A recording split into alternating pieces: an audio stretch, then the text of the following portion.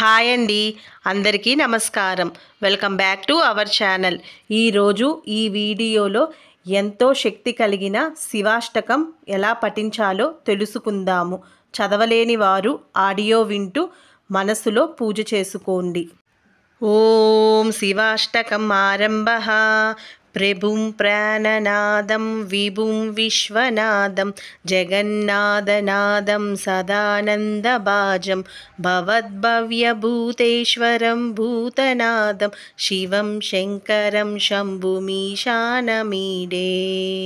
గలే రుండమాలం తనౌ సర్పజాలం మహాకాలకాలం గణేశాదిపాలం జటాజూటగంగోత్తరం గైర్విశాలం శివం శంకరం శంభుమీశానమీడే. ముదామాకరం మండనం మండయంతం మహామండలం భస్మభూషాధరంతం అనాదిం అహ్యపారం మహోమోహమారం శివం శంకరం శంభుమీశానమీడే.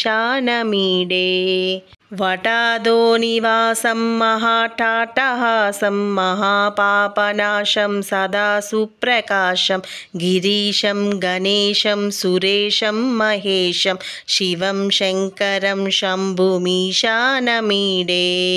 గిరీంద్రాత్మజా సంగృహీతార్ధదేహం గిరౌ సంస్థితం సర్వదా సన్నగేహం పరబ్రహ్మ బ్రహ్మాదిభిర్ద్వందమానం శివం శంకరం శంభుమీశానమీడే.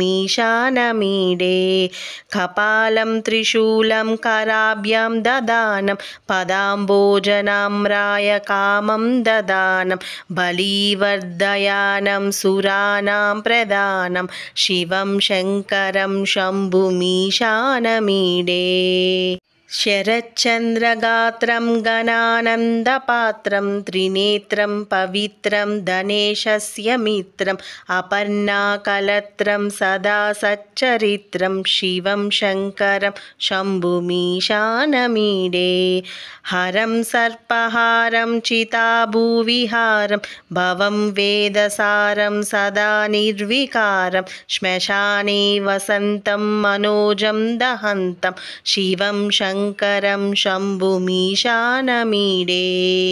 స్తవం యః ప్రభాతే నరః శూలపానే పఠేత్ సర్వదా భర్గభావానురక్త సపుత్రం ధనం ధాన్యమిత్రం కలత్రం విచిత్రై సమారాధ్య మోక్షం ప్రయాతి.